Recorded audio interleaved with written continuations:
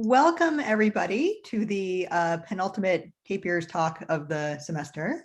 We are very happy to have Andy Putman here to tell us about how the Steinberg representation is irreducible. Okay, well, thank you very much. It's a pleasure to be here, to sort of be visiting Michigan, sort of, or whatever, wherever the seminar is. I'm not exactly sure. So everything I should say is going to be joint work with Andrew Snowden. So this is joint with Andrew Snowden. And this is not exactly going to be a talk in representation stability. This is going to be a talk in representation theory. But I think the representation I'm going to talk about is one that has shown up in representation stability and should be of interest with any luck to this audience. So let me begin with some notation. So let's let K be a field. And so this talk is about the Steinberg representation. So I first have to tell you what a building is. So definition.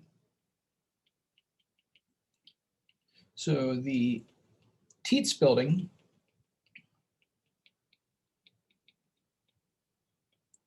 so Tn of K is the simplicial complex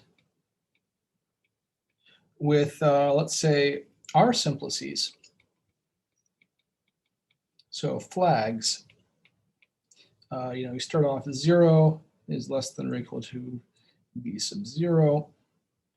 Is less than all the way up through v sub r, and that right there is properly contained inside k to the n. Okay, so this is a perfectly nice simplicial complex. So for example, if we look at let's say if you look at just the case n equals 2, so n equals 1, this is empty, it's not that interesting. I really meant to put a little fancy little t there. So t sub 2 of k, this is just a discrete set of lines, and then k squared. So that's not the most interesting one right there. So more interesting, so t sub 3 of k, this is a bipartite graph. So the vertices are equal lines or planes in K3. So that was supposed to be a 3 right there. My handwriting is just not reasonable, but I'm an old man, I can't change it. And edges are incidence relations. So incidence. And so this is, if K is a finite field, you can actually draw it. So here is, for example, if you look at T3 of the field with 2 elements. Now, don't worry, I'm not about to draw it because I happen to be prepared today. So if I just do this, I hit paste, I have a copy of it right there. Isn't that fancy? So you see, in this case, if you look at these things right here, so we have these orange vertices, those are the lines, and the blue vertices are the planes. Okay, and you see I recorded them right there, and there's a, the way, oops, the way I labeled them, so you see you have what, it's 2 to the 3 minus 1, so that sounds like 7 vertices, right? So we have, like there's 1, 0, there's 1, 1, 1, etc. And then I labeled the planes by just saying it's an orthogonal complement of a single vector, right? So that's using the ordinary dot product, and so that's what this is. And you see, for instance, here is a 1, 0, 0. That is contained in 3 different planes: the orthogonal complement of 0, 0, 1, the orthogonal complement of 0, 1, 0, and the orthogonal complement of 0, 1, 1. Okay, so it's then, I spent an embarrassing amount of time yesterday making sure this all was correct. It's not as easy to fill in as you might think. And so on and so forth. So this is the space that I'm interested in right here. So, and we have the following theorem, which maybe I will state on the next slide. So this is the Solomon-Tietz theorem.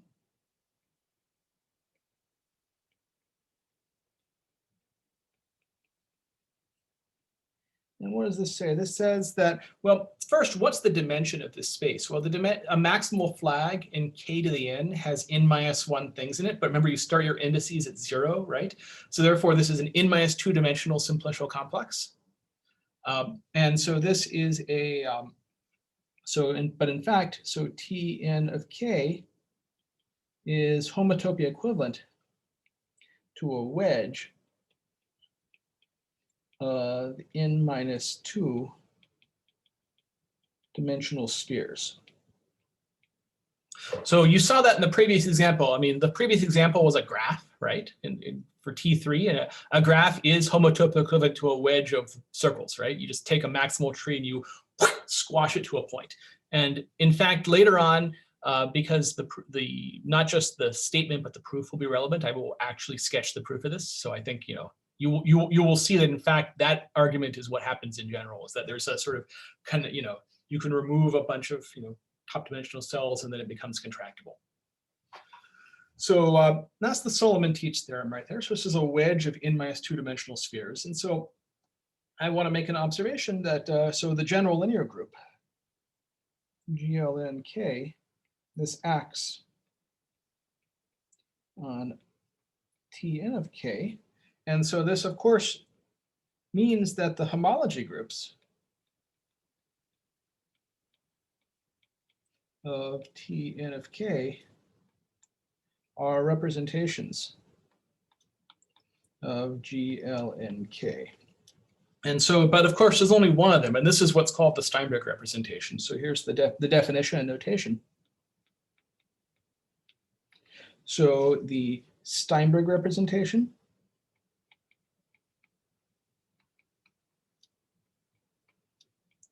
of GLNK, and the Steinberg representation is really defined over Z, but I'm going to take it with coefficients in a field. So with coefficients in a field, F is, in the notation, of course, is STN of KF, and eventually I'm going to start deleting the K and the F because I'm tired. I don't like to write that much, but I'll try to write them whenever I can, whenever I remember to. You take the reduced homology in degree n-2 of the, not F, it should be the Tn of k with coefficients in our field F. Okay, so this is what the Steinberg representation is. It's a very interesting representation of GLNK. So the so this is and what sort of representation is it? So STN of k. So maybe I'll write it like this. So when is it finite dimensional? That's the first question you might ask. So dim of STN of KF is less than infinity. That's true if and only if K is a finite field.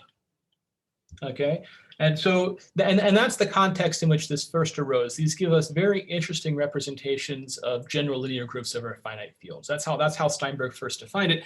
And these have, in that case, for finite fields, they have many remarkable properties. I'm going to list some of those properties.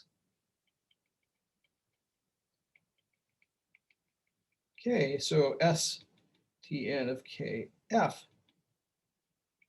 has many remarkable properties. Remarkable. And so, as I said, here's a couple of them. So the first one is it's often an irreducible representation. So ST in KF is irreducible if either the characteristic of F is equal to 0 or the characteristic of F is equal to the characteristic of K. And in some other cases as well, there's a precise statement of when it's irreducible, which I don't want to give you right now. So it's often an irreducible representation. It turns out, and I should say, like most, all the things I'm going to say are basically due to Steinberg. Sometimes it's hard to trace out the exact history of them because a lot of these things were proven by Steinberg in special cases, and then they were generalized in a sequence of ways by people like Carter and Lustig and stuff like that to different kinds of reductive groups and put in a broader context. But I believe that every theorem I'm going to state here was originally proven by Steinberg. Or maybe by a couple. It's hard to try. I'm not going to try to be sort of a good historian right now. So these are the these are the only irreducibles.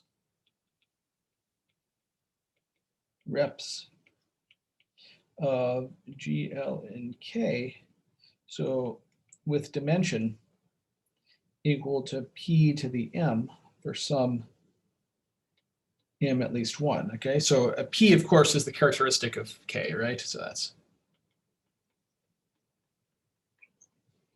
they're the only irreducible representations whose dimension is a power of that prime.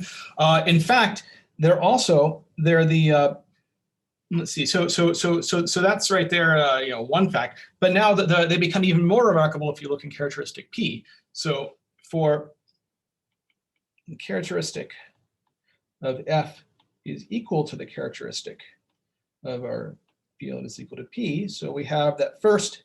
These are the only irreducible projective F join S, L, N, K modules. Steinberg proved they were projective. That's one of his proofs of that they were irreducible. Is he constructed this? He constructed an idempotent. He showed out that they're retracts of the group ring. So they're the only irreducible projective. They're the largest dimensional. They're the largest dimensional irreducible, and they're also, in some sense, the smallest dimensional projective.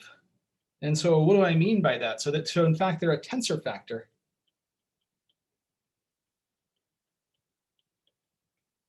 of all projective modules. So you should think of this as, this is the smallest projective.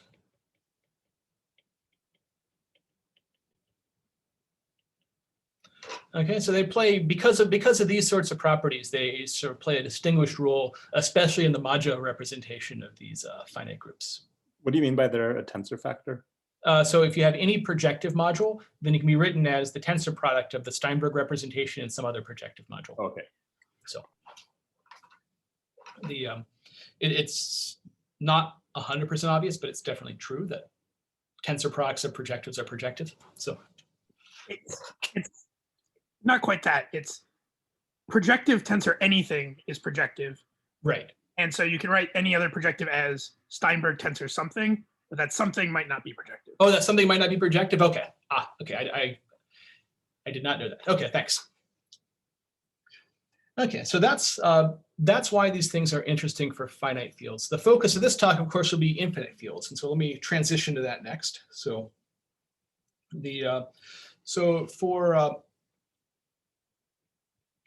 so what's the most interesting kind of infinite field? The most interesting kind of infinite field, of course, is is a number field. So for number fields,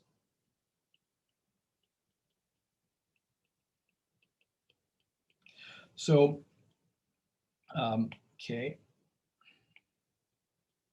So Burrell and Serre proved that this Steinberg module, STN of K with coefficients, I don't know, it works in any field, let's just say Q. So is the homology at infinity.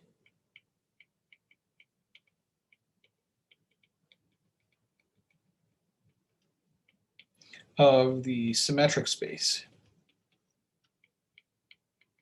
associated to, to say S, L, and K. So they constructed a bordification of these symmetric spaces where the sort of boundary at infinity is, well, it turns out the boundary at infinity is homotopy equivalent to the Tietz building. So the details that are not important because we're not going to be doing any arithmetic applications of these today.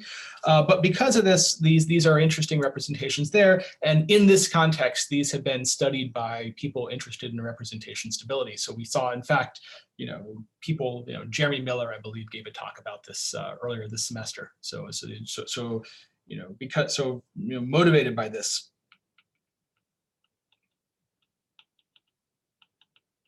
and using this to make computations, so people, like many people, e.g. just to, looking at my audience right here, so people like Miller, Jenny Wilson, Sam, Rohit, etc. I'm being too bashful to put my own name in there. Many people have studied these from the lens of representation stability.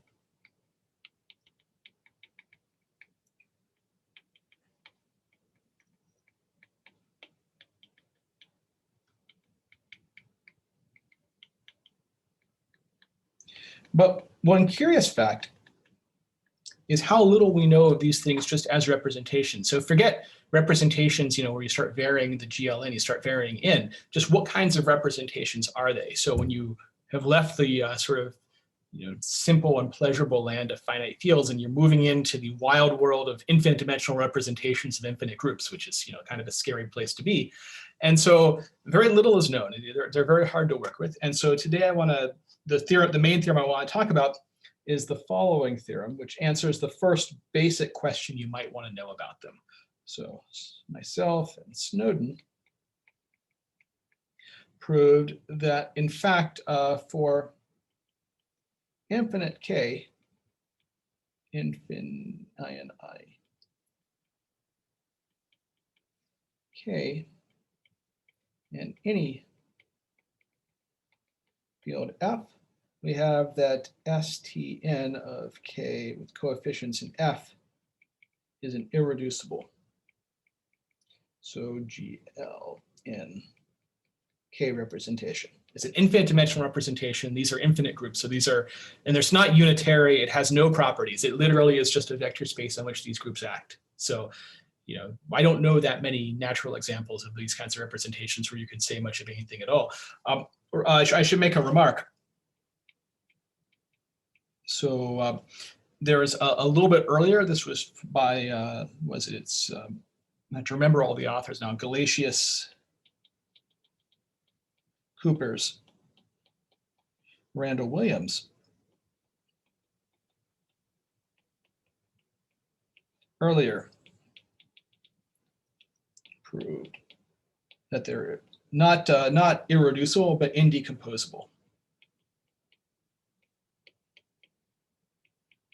So you can't write them as the direct sum of two different representations. But that's, of course, since everything in sight is infinite, there's just there's no hope of any sort of semi-simplicity. So therefore, this is the fact that they're irreducible is much stronger.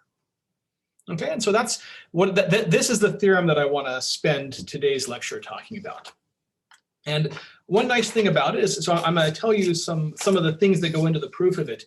And they have the nice property that it will let me tell you a lot more about these buildings, about the geometry and topology of these buildings. So I think of the proof as a nice crash course in how to work with these buildings. And in particular, I'll have to explain the proof of the Solomon-Tietz theorem, explain how, what the homology looks like and how to work with it. Okay, so before I go on and start talking about how you would possibly prove such a result, does anyone have any questions?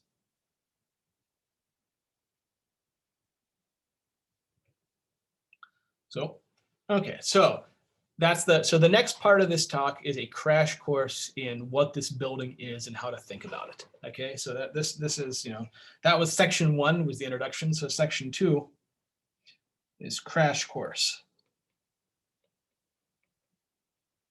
on this Tietz building. Okay, so I want to begin by assigning an exercise to you. This is an extremely fun and important exercise.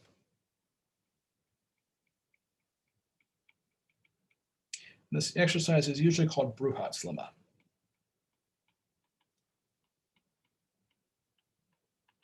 What does it say? So so consider, so 2 flags. So 0 less than or equal to, I'm gonna start labeling them by 1 just so I can keep the dimensions straight. So it would be 1 contained inside all the way up through B n minus 1, that right there is contained inside properly k to the n, and we also have w. w1 is contained all the way up through wn minus 1, and that's contained inside kn. So then we can write, so k to the n to be the direct sum of n lines, L1 plus Ln. So here the dimension of Li is equal to 1. So these are lines. With, if we look at V sub k, that right there is the direct sum of L1 sum all the way up through Lk, and Wk is the direct sum of L of sigma of 1 plus all the way up through L of sigma of k for some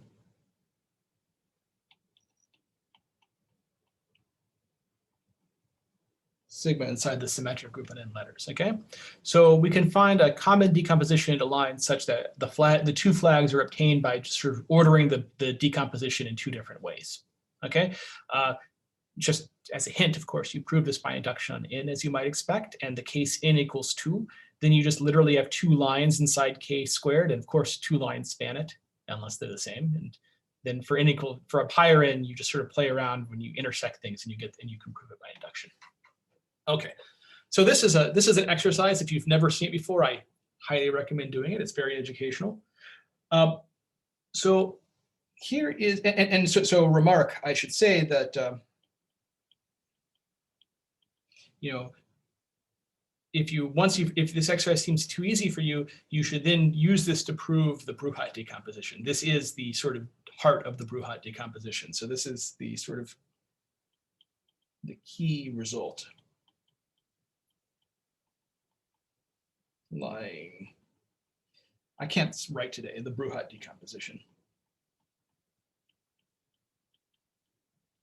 Where you write this as, you write GLNK as the direct sum of double cosets of the Borel of upper triangular matrices indexed over the symmetric group, over the Weyl group. Okay, so this is, you know, you should prove, you know, you should, if the Lewis limit is too easy for you, you should then prove the Bruhat decomposition using it. Then once you've done that, you'll really understand sort of how the building was invented. This is really the early history of it, was to give a geometric interpretation of the Bruhat decomposition. But we're not going to need that, so I don't want to go through too many details of it. But now let me give you some terminology. I want to interpret Bruhat's lemma in terms of the geometry of the building. Okay, and so a building, of course, sounds like there should be some sort of, you know, it's some sort of place you can enter and walk around, right? And so we're going to give you some terminology inspired by that. So this is terminology definition. So a building should be made up of chambers, right, or rooms, but you know, we'll call them chambers. So a chamber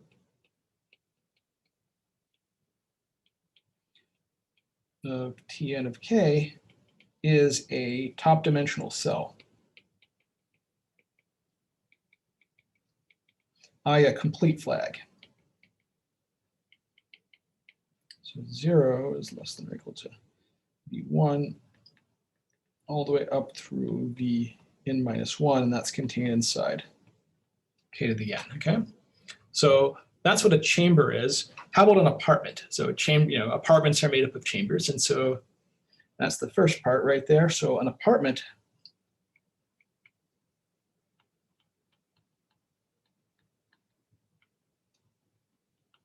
in Tn of k is a subcomplex. So I'm going to write this as a sub a sub I. So where I right here is a decomposition L1 plus up through Ln is a decomposition of k to the n into lines. So a sub, and so the succinct definition, so here a sub I right there is equal to the subcomplex, so consisting of all chambers of the form. So you just take, you know, 0 is less than L1, or L, pardon me, not L1, L sigma of 1 is contained inside all the way up through L sigma of, oh, pardon me. I really should write two of these things. And that's contained inside L sigma of 1 plus L sigma of 2. And then finally, we conclude by taking the sum of L sigma of 1 plus all the way up through L sigma of n, and of course, that's k to the n. Okay, so you just take your decomposition of k to the n to lines, and you just choose some ordering of those lines. That gives you a chamber, right? Just by taking the successive sums.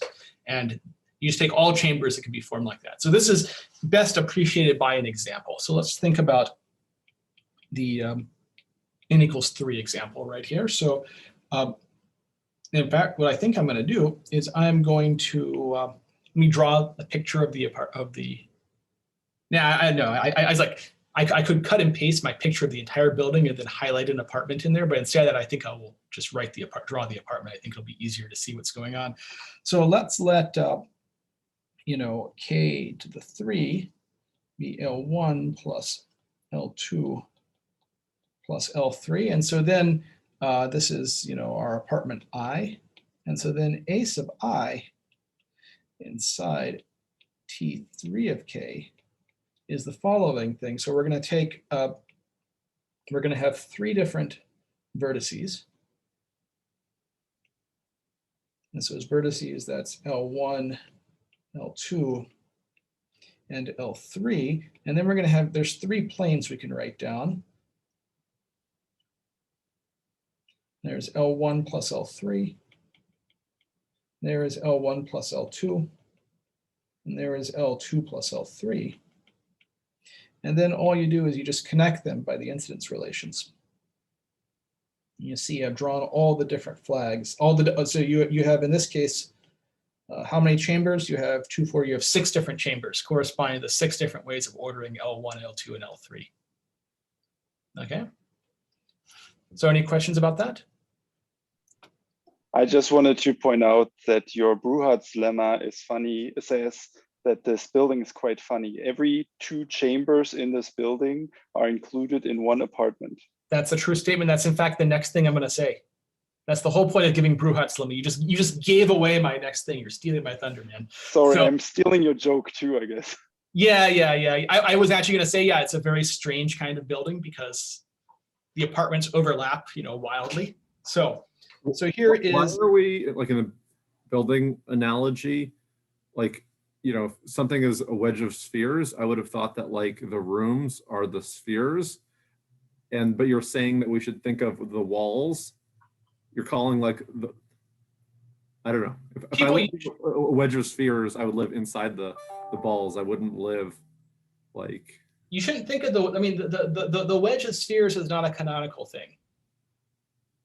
I'll explain where it comes from later on, but the spheres correspond to apartments.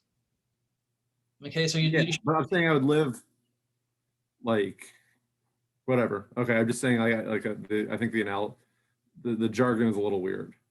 Yeah, I mean, related also to Peter's comment, but it. Yeah, I mean, okay, the jargon's due to Tietz. You'd have to ask him. I'm following history. I can't change it. I don't have that power. So people, by the way, so like the terminology continues. So the codimension 1 cells simplices, like in that case, it's these all the vertices here. Those are called walls. So the walls between chambers. Okay, so it just goes on and on from there. Anyway, what does Bruhat's lemma say? So Bruhat's lemma.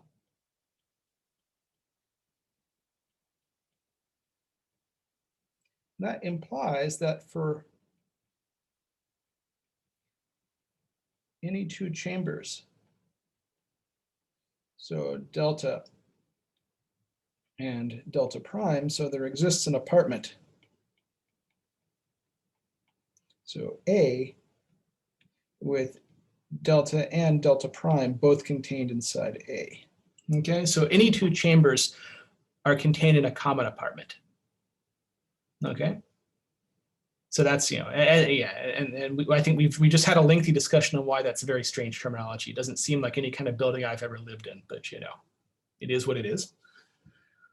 Okay, so but now comes a question for you: is how unique is the apartment that two chambers live in? And the answer is, of course, not very unique at all. There's lots of them, but there are but there is one case in which they're unique, and that's the following definition.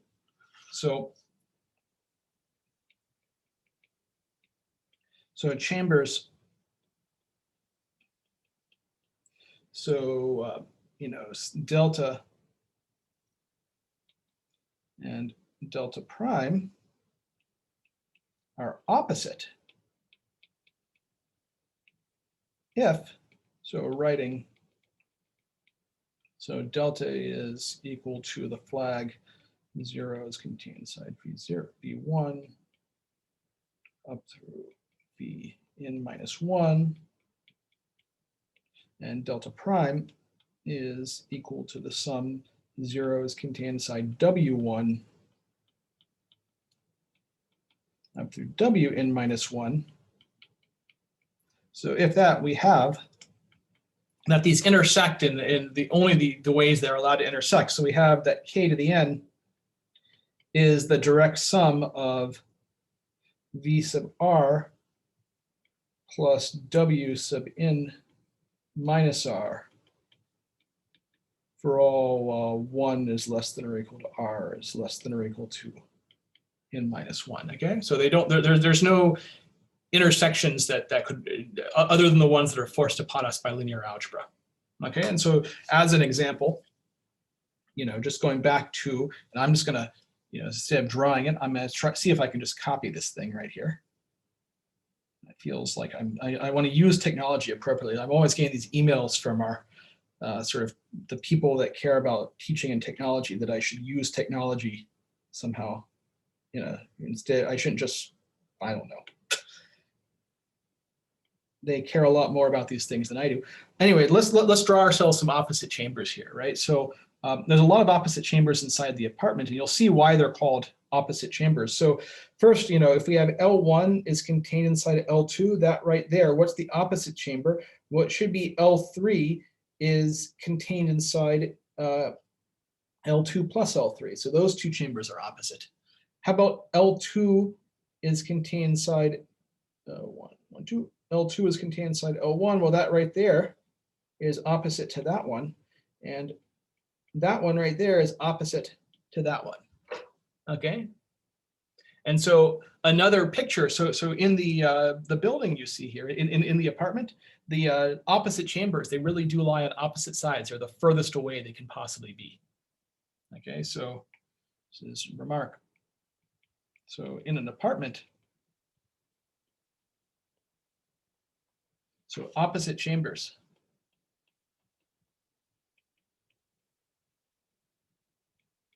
are as far apart as possible.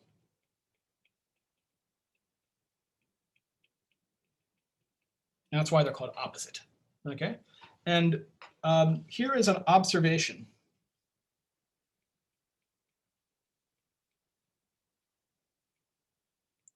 So if delta and delta prime are opposite chambers,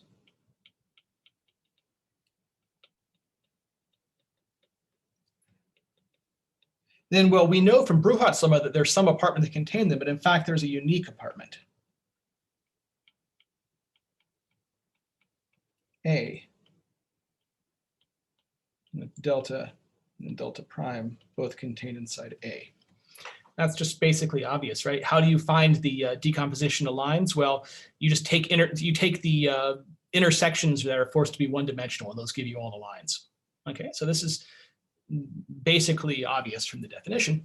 And so now, at this point, I can tell you something about the, I can prove the Solomon-Tietz theorem in a way that I think is pretty enlightening. So here it is. So here's the sketch of the proof of the Solomon-Tietz theorem. It's going to give us more information that we're going to want to then later on go on to use. Okay, so here is the sketch proof that this Tietz building, Tn of k, is homotopy equivalent to a wedge of spheres of dimension Sn minus 2. So let's fix a chamber, which I'll call delta sub naught. And so now so we'll call these things, I think what I'm going to call, I have to choose the notation. And so I'm going to call these things, let's call it script A sub delta naught. That right there is all apartments.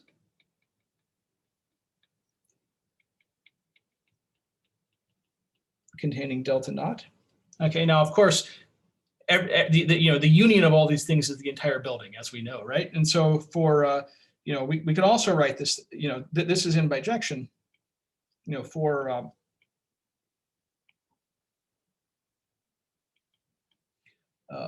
some apartment A inside that script A of delta naught. So there exists a unique opposite chamber. So delta sub A to delta naught. So delta naught and delta sub A are opposite chambers, okay? And so now, so now let's define, I'm going to call this thing X. This right here is we're going to take the Tietz building, Tn of k, and we're going to remove the union of over all A inside this set of apartments containing delta naught. We're going to remove the opposite chamber, but really just the interior. Okay, we're removing that top dimensional simplex. And what I claim is that X is contractible. And this, of course, will imply the theorem, right? Because if you take X and you contract it to a point, that's going to result in each of these opposite chambers sort of becoming a sphere, right? They get sort of, it's like, if you have a simplex lying inside some complex and you collapse its boundary to a point, it becomes a sphere wedged on there. And why is that? Let's just, if I draw the picture, you'll see how the proof goes. So let me just copy this right here. I'm going to copy this part right here so we can have that on the next slide. Oh, that's not what I want to do at all. I'm going to do this.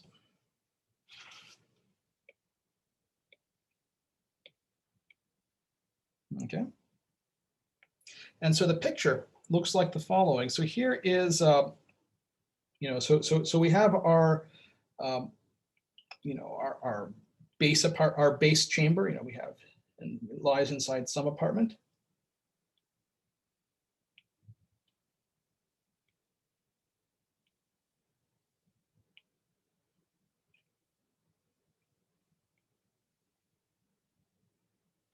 And so if this right here is delta naught, then this right here will be the opposite apartment. This is A. Why is it not doing the right thing? I actually clicked the wrong button. This is delta sub A. Then what we're doing is, remember, we're removing that right there. And so what do we do with the rest of this thing? So the what the homotopy does is it takes, let me just do it in maybe in dark green. What you do is you just take everything else and you contract it down. Is this the same or different than the discrete Morse theory proof where you first start out with everything that contains a line and then you add stuff in by dimension that doesn't contain that line, and then you only get the downward links to be non-empty when you add in them like top dimensional things that don't contain the line? I think that's I'm sure that must give you the same contraction, but I'm giving you a very explicit deformation retract to the, so. Oh, okay, but like, is your contractible thing the thing that you'd get with that Morse theory proof before you add in the top dimensional, like the last cells, the ones that. Yeah. The answer is yes. Okay. That's right. Yeah. So what you do is you just contract, contract each apartment to delta. I guess you contract. If I may add, instead of deleting delta A, you would delete this point, and instead of choosing delta 0, you would choose a line. So it's a little bit different, but it's probably it's just like a dual kind of thing, Right. I would say. Yeah. That's right. Yeah. You end up deleting like the maximal point of the chambers you're getting rid of. So it's sort of homotopy equivalent. I see. Anyway, this one right here will give us the conclusion that we want in a second. Okay. So I promise you it does. So that right there, and then you have to check. So this agrees on overlaps.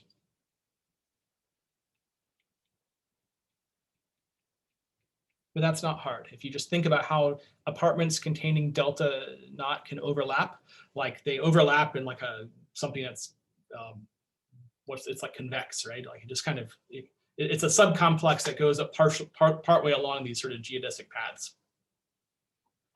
Okay, and so that's why that's contractible, and that implies the Solomon-Teach theorem. But it implies so much more, right? So I want to make an observation. So this implies more. So in fact, this implies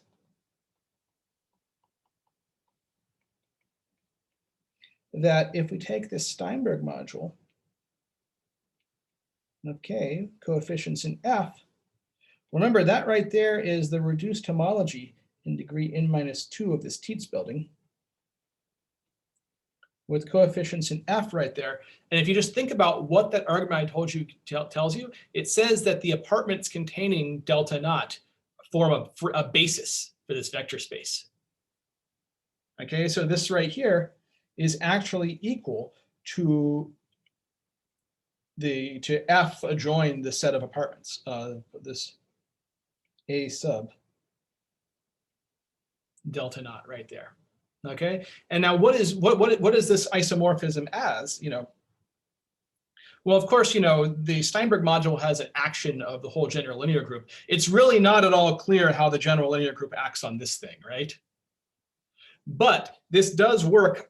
This is as representations of, well, it's going to be the stabilizer, the GLN stabilizer of delta naught.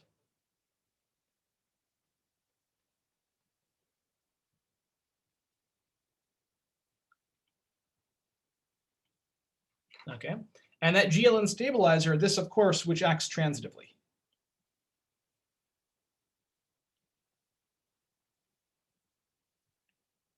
Because the stabilizer, remember I said, any two, if you have, two different apartments containing delta naught, just think about it.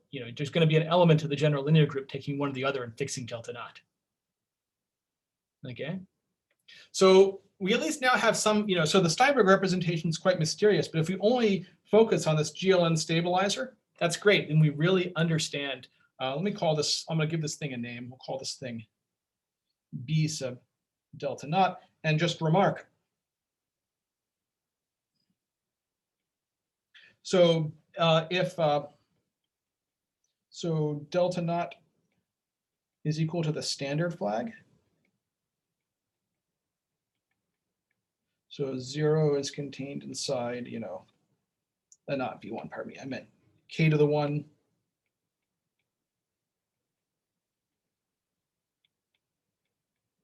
Up to K to the N. Then what is B sub delta naught? This right here is matrices that are, upper triangular.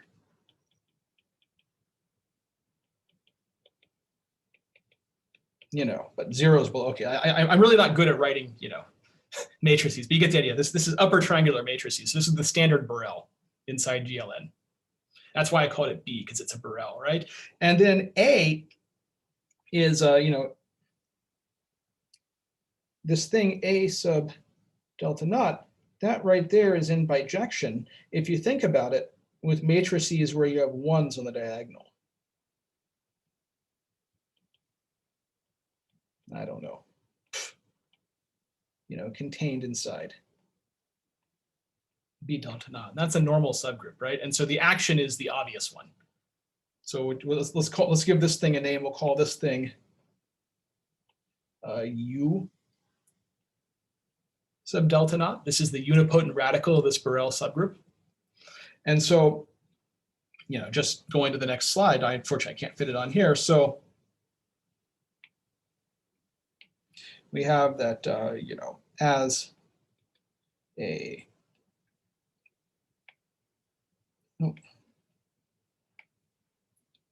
representation of the standard Borel subgroup.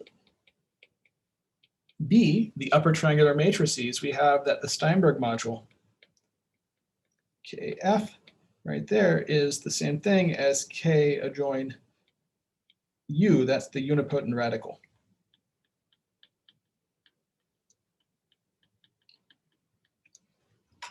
Okay, so that's what we and we have such so we have lots and lots of different identifications like this, one for every single chamber that you sort of start off with. So now remember that the main theorem is supposed to be the Steinberg module is irreducible, right? So if we wanted to prove that the Steinberg module is irreducible, so it would be enough if we wanted to prove that STN of KF is irreducible would be enough. I can't spell today.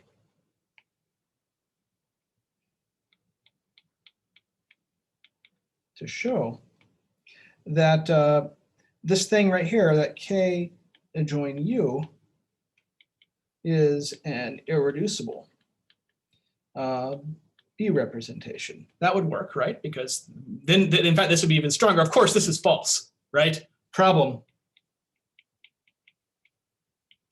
is that this is false. And so the first naive idea is wrong. And the reason it's wrong is because, you know, this contains the sub-representation. This is, I remember, actually, let me give you, this is, well, the sub-representation, you know, the kernel of epsilon sub delta naught. So where, what is epsilon? You know, epsilon delta naught from K adjoin the apartments containing delta naught, not K, it should be F, sorry, there's two fields. It's always hard to keep track of two different fields in the world, right? In most decent worlds, there's only one field. So that the augmentation. I guess the KUs should also be FUs then. Yeah, oh man, you're so right. Yep, you're right. That right there is F. Yeah, the FU, that's right. So no one laughed at that joke, you know, but even though I laughed, I was on mute though. Okay, that's good to hear. That's good to hear. Okay, so that contains the kernel of that augmentation. So these are definitely not irreducible. So that first naive idea doesn't work. But in fact, we have the following theorem.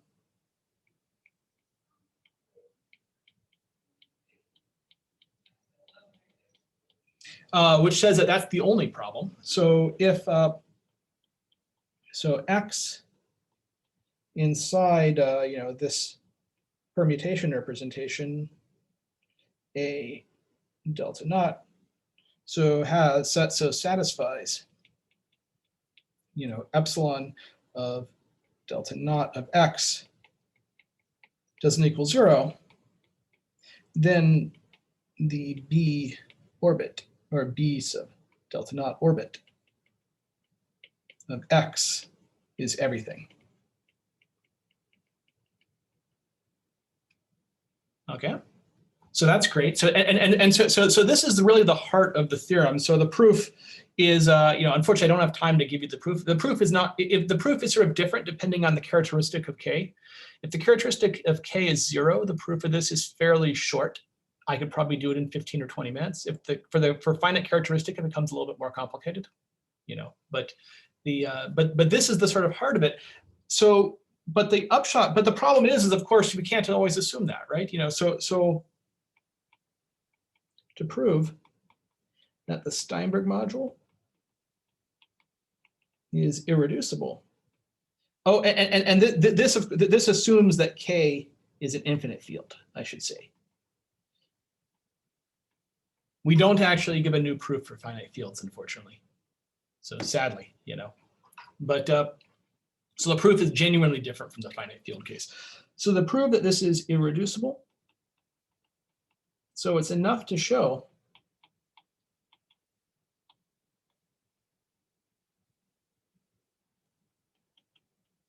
that for a non-zero X inside the Steinberg module, so there exists, so a chamber, so delta naught, such that epsilon of delta naught, I mean epsilon sub delta naught of X is non-zero.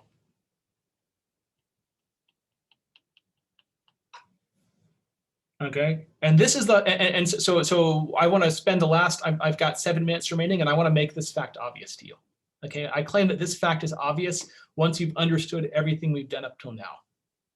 And why is that right here? So here is, let me give you a different map, okay? So this is, I'm going to copy this because I want to have my next slide right here. So I'm going to copy this so you can remember what our goal is.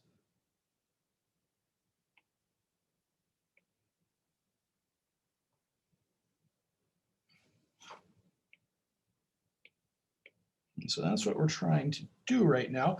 And so now let me define a seemingly different map. Okay, so now for a chamber, so delta of the Tietz building, so define, so a map we're going to call lambda sub delta. So this is going to be a map from the Steinberg representation.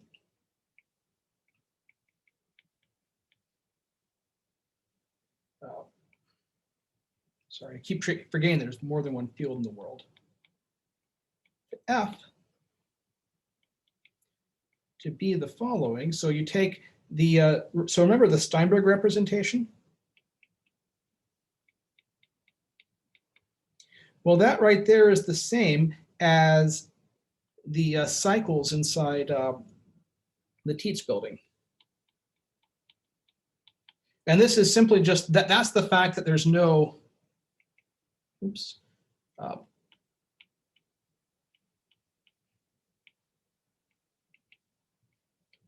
no n+1 cells, right?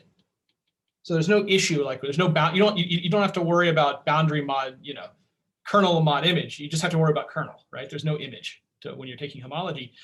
So we have that right there. So now this, of course, lies inside just all chains C of T in K semicolon F right there, just because, you know, it's the kernel of the boundary map. And now this right here is going to be, there's a natural map there to F, and this, what is this thing right here? All this does, that records the delta coefficient of a chain. Perfectly fine thing to do, right? I just read off that coefficient. That is a linear map. Okay, and so here is, so it's clear for a non-zero. So X inside the Steinberg module, F that for non-zero X there exists. So a chamber, so delta, such that lambda sub delta of X doesn't equal 0, right? Because it's going to be written as some, you know, some chain. You just choose some term where the chain is non-zero. But here is the claim, is that in fact, lambda sub delta is equal to plus or minus epsilon sub delta. And I think it's probably always minus, but I'm always worried about writing down a sign in public. And why is this right here? Well, the proof, it's enough to check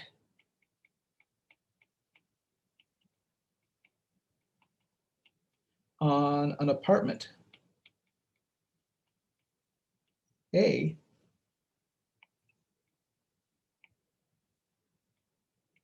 containing containing what? Containing delta, right? Because the Steinberg module is spanned by apartments containing delta. In fact, that's a basis for it, right? But there it's obvious.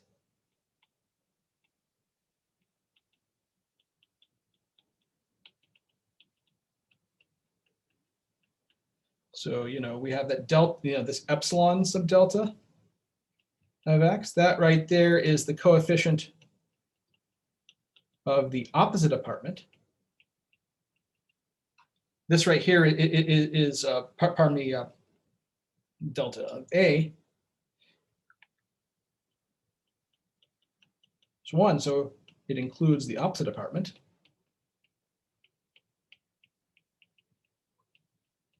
And, lambda sub delta, of course, of A is equal to 1, because, I mean, literally, it contains the delta and it contains the opposite thing. That's all you have to check. Okay, and we're done. And so that's that is the sort of sketch of the proof, is that you have to choose, this identification of the Steinberg module with this, it's the group ring of the unipotent radical of the Borel. You have to choose the appropriate Borel so that you get your element of the Steinberg representation becomes non-zero under the augmentation map. And then you go through the proof that I told you before about, that's enough to show that you span everything under the action of the Borel subgroup. Okay, and I think that's where I'm going to stop. Thank you.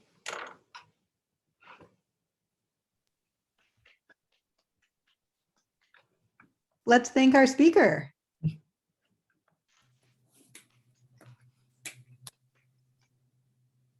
Okay. It's always fun to give these sorts of talks, and then like everyone's applauding with their mute on, so you can't actually hear them. So you feel like maybe people just really hated you. Do you think you guys will get the projectivity statement out of this argument as well? I mean, is it even true? I doubt it's even true. Yeah, I don't know. I mean, there's a nice thing in this proof where, like, say if you're in characteristic, if you're over, say over FP in characteristic P, then remember, this proof would not work in that case, because I certainly our proof of this result right up here at the upper right hand corner, that requires K to be an infinite field. Sure, but I guess this fact right before it, where you show that it's the regular representation of this unipotent radical, right? In positive characteristic for finite fields, this is sort of exactly what you need to show this projectivity. Certainly, yeah. I mean, I guess that yes, yeah. I mean, I guess that is true. Yeah. So like, if you're projective when restricted to a CELO subgroup, then you're projective for the whole group. Right. Somehow this U still plays a role, kind of similar to the CELO subgroup, in that it's some sort of like maximal nilpotent subgroup or something. Right. It doesn't seem out of the realm of possibility that it might still be projective. I guess you're right. Something else. I don't know how to prove that. Like you're right that's actually not the original proof that these things are projective. Like literally, like Steinberg wrote down a projector from the regular representation of GLN to show that this can be just. It's the image of an idempotent. It's called the Steinberg idempotent. But you're right. That does give you an alternate proof of projectivity in this case. But I just don't know. But I suspect that really is a finite field phenomenon. Isn't it true? I think I remember hearing this from Sanders, so you can correct me if I'm wrong. But if you take a number field then the homology of GLN with coefficients in Steinberg is completely known. Is that completely known? I mean, Or so like, you can sort of go backwards. So there is a spectral sequence starting from the thing that you're saying right there, the homology of GLN with coefficients in Steinberg and converging to the algebraic K-theory or maybe of your number field. And we mostly know certainly over Q, we know the algebraic K-theory of a number field. So I don't know if you can work backwards though. Over Q, there's Borel-Yang that compute the rational cohomology of GLN of a number field. And then maybe you can play some also SLN, so maybe you can play some dualization tricks to get. Yeah, SL and GL aren't that too far away. but then if there's homology, doesn't that show it's not projective? Oh yeah, I guess you're right. That probably would show it's not projective. Yeah. I think that probably like the situation where you might hope that it's projective would be something like if your field is like maybe an infinite field of characteristic P and you're looking at homology with coefficients in P in FP. That seems to be the closest to the finite field to what's going on in the finite field world. And there, I certainly think we don't know anything about we just don't know that much about. So another question about this kind of analogy with this finite field case is, so in the finite field case, there is this sort of compatibility when I look at field extensions. So if I look at the Steinberg for FQ and the Steinberg for FQ squared, it's the property that the Steinberg for FQ squared is you can write it as again, this is in this defining characteristic. Yeah. You write it as a tensor product of two things, each of which looks like a Steinberg for the smaller one. Huh. Yeah, I have no idea. So would you expect something like that to hold for extensions of number fields? I just don't think I don't think I have an expectation for that. What are the two factors in that case? So basically, if you take the Steinberg for FQ, there are two ways to extend it to a representation of GLN FQ squared, and those two ways differ by a Frobenius twist. And the larger Steinberg is just the tensor product of the two different ways. This is like a special case of the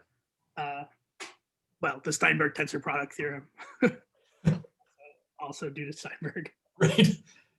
Yeah, I haven't thought about that. Yeah.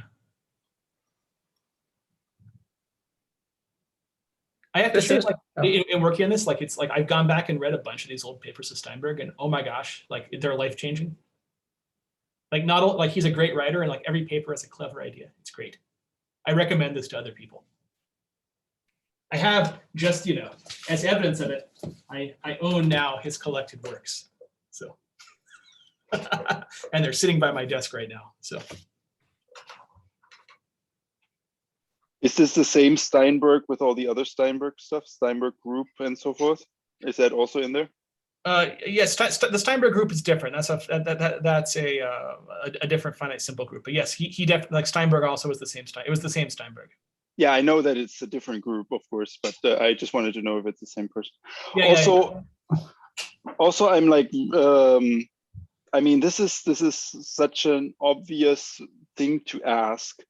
This is obviously only speculation on your guys' part, but why do you think that nobody proved this before? What's the new ingredient, or are we just nobody was interested before, or why did this happen? That's really hard to say. I mean, people definitely there's a huge literature on this representation for number fields, but I don't know. It was mostly done by topologists and number theorists, but not like the kinds of number theorists that are really representation theorists. And so maybe that's just, you had to get the right kind of people. You had to have someone. I mean, for this, there's a sort of, at least for our proof, there's a sort of topological part and an algebraic part, and you need to have, like me and Andrew, you need to have a topologist and an algebraist in the same room to prove the theorem. So I think it was just the right people. Yeah, and some of the, I guess, the part of the proof that you didn't say about the unipotent irreducibility thing. I mean, that uses like this stuff on polycyclic groups, which for me at least is a little obscure, and I only knew that by chance. Yeah. It is. They are old results, and I think I actually knew them because so it turns out that they actually showed up in stuff about the Torelli group. So work of what's his name? Oh, this is embarrassing because I've written a paper with him. Me and Tom Church and Mikhail Ershov. So Ershov has actually used these things for the Torelli group. So I knew about them obscurely, but there is a circle of group theorists that know about this stuff, but they're not the same group theorists that care about the Steinberg representation until now. So. Well, cool. I think it's a really cool result, obviously. Yeah. Well, thanks. Are you going to answer your own math overflow question now? I mean, that's the whole dream, right? That's the whole reason to write this paper, was to answer my own math overflow question. Yeah, so I guess for those that don't know, like I asked this like 10 years ago on math overflow. So, you know. Does your proof extend to semi-local rings with infinite residue fields or local rings? I do not know. I don't know anything about reductive groups in that. I mean, I just don't know. Okay. What about symplectic groups or orthogonal groups? Oh, it works for any reductive group. I didn't want to talk about reductive groups, but like the proof, the theorem is it doesn't even just work for split reductive groups. It really works for reductive groups, connected reductive groups. So it's massively general, and that's why it's not written up yet, because you know, I like writing about non-split reductive groups, especially in characteristic P, is a scary experience for me. So I'm still sort of trying to process it. So if I'm correct, this irreducibility does not imply that the co-invariants of the Steinberg tensor to Steinberg are, let's say, Z or something. No, I don't think it implies that. Okay.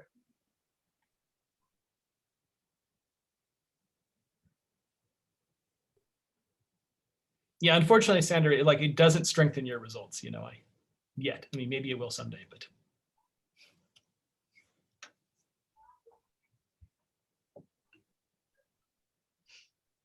That would be a useful statement to know for other reductive groups. That Right. could be input. Yeah. There, but I'll think about that. I mean, like, you know, so we now know a lot more about the structure of these things. So, but I just don't even know. okay.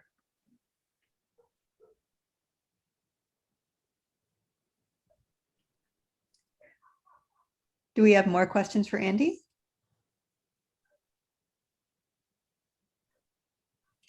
All right, let's thank him again. Completely quiet thanks. The best thing. Silent thanks. All right. Oh man, yeah, no, I look forward. Probably should stop recording.